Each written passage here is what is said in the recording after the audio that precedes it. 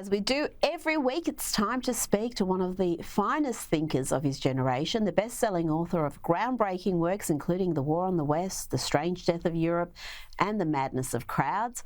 Douglas Murray, we have a lot to discuss today, from the tyranny of the minority to Sleeping Beauty. But let's start with another Trump indictment, this time in Georgia.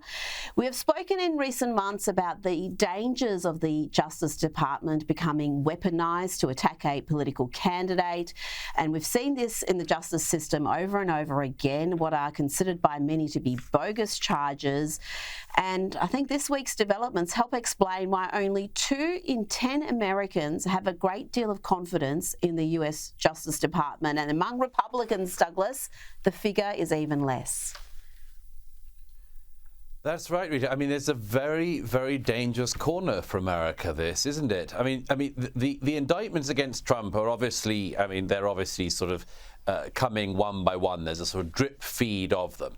And I think the hope of Trump's opponents in the Republican Party as well as in the Democrat Party is that they're going to just mount up.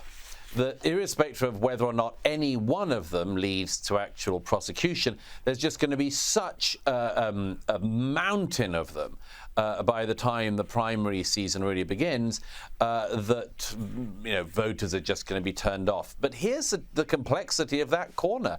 A new poll out today shows Trump in even more of a lead in the Republican field than he's been to date.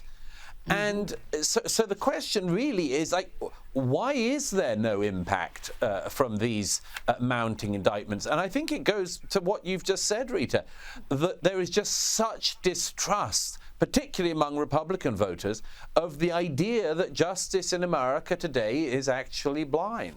Mm-hmm.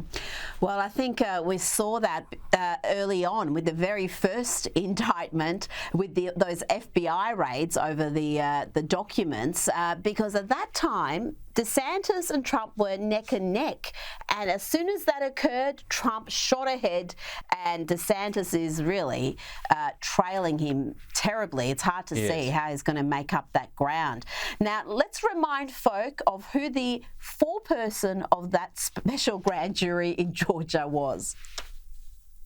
But honestly, I kind of wanted to subpoena the former president because I got to swear everybody in.